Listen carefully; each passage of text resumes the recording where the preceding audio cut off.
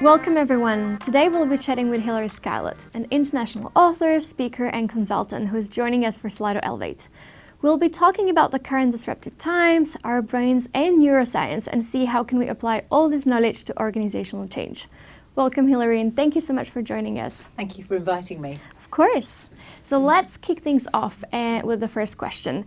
So in your recent book, Neuroscience for Organizational Change, you are mentioning that our brains aren't ready and aren't made for the 21st century workplace. Why is that? Well, work has changed hugely over the centuries, and not least over the last couple of years. Don't we all know that? But truth is, our brains have not really changed since our ancestors were out on the savannah. And one part of our brain has evolved. That's a bit called the prefrontal cortex, and that's part of the brain that's very important for the work that we all do.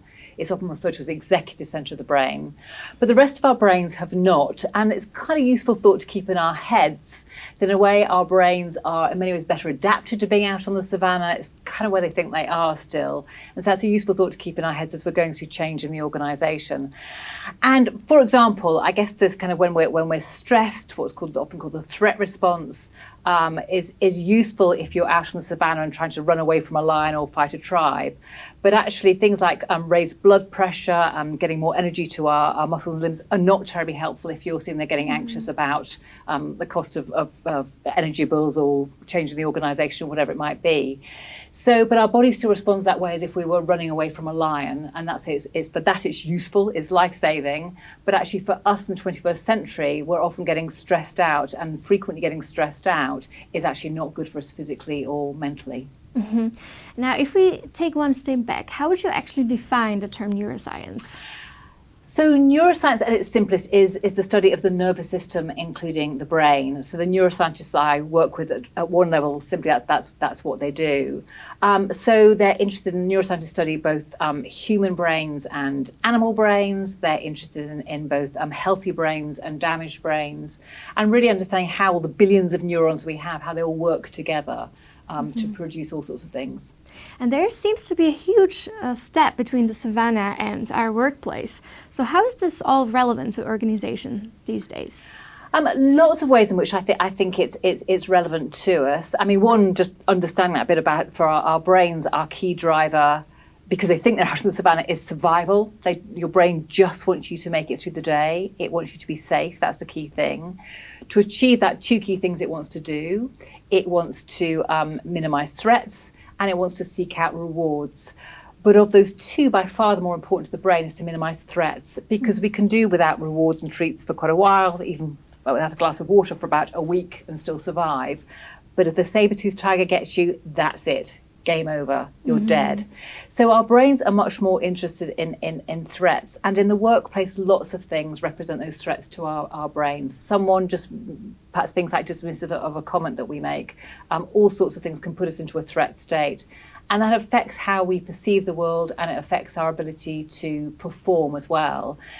And I guess for all of us, or most of us, our brains are our key work tool, so to speak.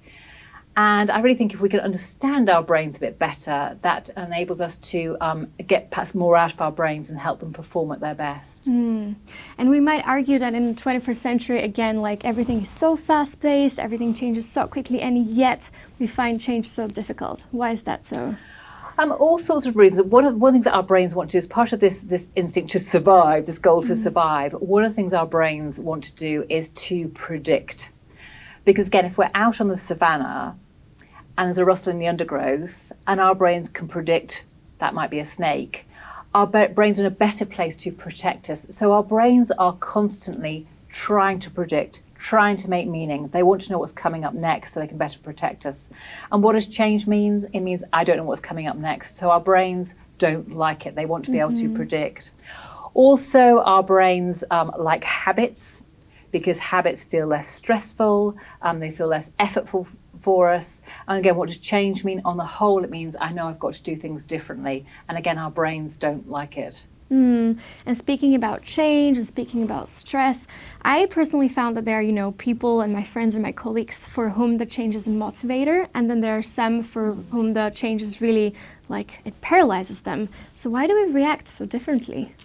Yeah, all sorts of reasons why. I mean, personality can be a factor in that. Our current circumstances and what's going on for us inside and outside of work. One of the areas that does have big impact upon us in terms of how we feel about change is our past experience of change.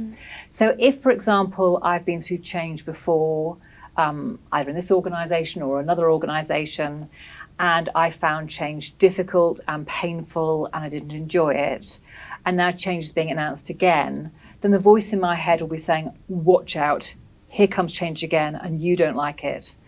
If, on the other hand, I've been through change, say again, either in the present organisation or previously, and actually I quite enjoyed change, it gave me great opportunities, I learned a lot, and change announced again, then the voice in my head is more like say, oh, this could be interesting, this could be good for you, this could provide some good opportunities. And our brains like to be right.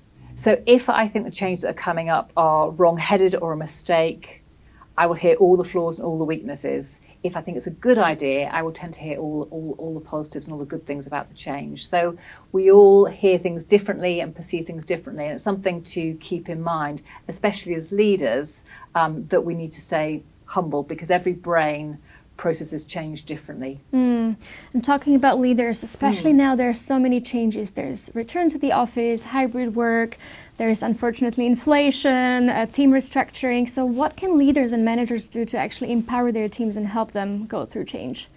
And the good news is that there are lots of things they can do. One of the key things, I think, just having worked with many organisations over the years going through change, is often my observation is that a lot of leaders can kind of spend weeks, months planning the changes, and then they tend to kind of emerge saying, here's the strategy, here's the plan, here's why it's good for you, here's why it's good for stakeholders, here's why it's good for customers, now please get on with it. And then wonder why a lot of employees dig their heels in and don't want to do it. All the research in the world of neuroscience shows giving people a chance to go, I get it, I understand why we're doing plan A as opposed to B or C, makes a big difference to our brains. That sense of understanding, those moments of insight make a big difference to our brains. So one thing I think is spending a bit more time with employees, giving them a chance to understand why I'm being asked to do this, to have that same time that leaders have had is a really important thing to do. And also you mentioned that communication is key, and again in the 21st century workplace we have technology at hand. So what do you think, how can audience engagement tools such as Slido help people navigate change? I think that tools like Slido are really important because one of the things going through change is we want to feel that, again, that we're not a complete victim of this change, that we've got some influence, even if it's quite tiny, that we have a voice. So tools like Slido giving people the opportunity to ask that question that I might feel embarrassed to ask in front of lots of people or even one-on-one, be able to express a view, an opinion, is really important that people have a chance to do that. And Slido gives that ability to do that, especially if you can do it anonymously as well. And getting those questions and thoughts out there is important because it enables the leaders then to know what's on people's minds and deal with it. Because people are thinking those thoughts, whatever, and much better to have them out in the open way you can approach that. Also, I think tools like Slido are really useful in terms of when people do put their thoughts up on screen or their questions, that I think we have that sense of, phew, it's not just me that feels that way, which again is really reassuring to us, I think, when we're going through change. And I actually do have a follow-up question on this. So a lot of leaders prefer not to know, right? Because it makes them feel vulnerable. They're exposed because they can see what doesn't work in their organizations. So do you feel like it's always better to know? And if so, like, what can we tell them? What can we advise them? How can they handle the difficult questions that employees have?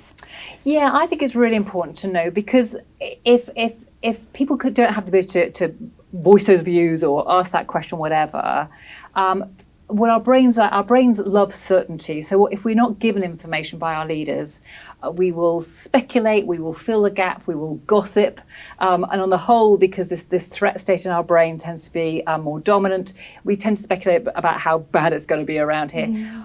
Employees, people can waste huge amounts of energy speculating, filling that gap. So much better, I think, that leaders know what's on people's minds. and then they can deal with it. Even if they don't have the answer right now, at least they know what the issues are that are out there. And then as employees, as people on the personal level, what advice do you have for us? Like, how can we go through the change, and also how can we stay resilient? Yeah, I think for me, one of the first ones is just being aware of this threat state in our brains. Just being aware of how I'm feeling about the change is really important. So our brains are brilliant things, but in many ways, organisational change takes away some of those things our brains really want, say the craving for certainty and the habits and those kind of things. And just being aware of that, oh, that's my brain, it's a bit distracted, because this is a really useful starting point. There are also lots of insights from the world of neuroscience about how do we stay calm under pressure, how do we genuinely calm the brain down. And again, I think that's really important for us, whether we're going through change or whatever circumstances we're in. I think to be healthy and resilient, we need the ability to be able to calm our brains on demand, so to speak. And again, understanding the brain gives us more ability to do that. And I think we're coming to a close. So before we actually wrap things up, there's a final question. So what kind of tips can you leave our audience with when it comes to things that are actually good for our brains? What can we practice? Yeah, things that are good for our brains. Sleep, getting a good night's sleep. I think years ago, we went through a phase where people kind of prided themselves on getting by on 4 or 5 hours sleep a night. We now know sleep is really important for the brain. Our brains do all sorts of important things while we're sleeping. Not least, they consolidate a lot of learning and when we're asleep. So getting a good night's sleep is really important. Things like perhaps small things like each day, just thinking about some of the good stuff that's happened in life. It can be quite small, but just this ability to counterbalance the brain's tendency to go to the negative and all the difficult things. Just each day, perhaps just thinking about 3 small good things can be a really useful thing to do. And research shows and enables us to see more of the good stuff in life.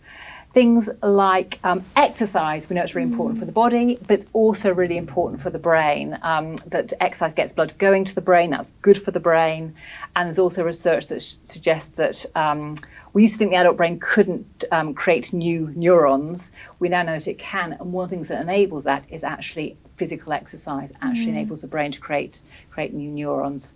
So things like, we say, finding a way to calm our brains on demand, those kind of things are all important. And one thing I would add is, while reading your book, I really love the breathing exercises, the 4x4. So maybe you can let our audience know what is that and how to practice that, because I did, and it was really great. It helped me a lot. Yeah, and it's a great technique and something we can kind of practice anywhere and everywhere. So very simply, it's breathe out to the count of 4 and pause to the count of 4.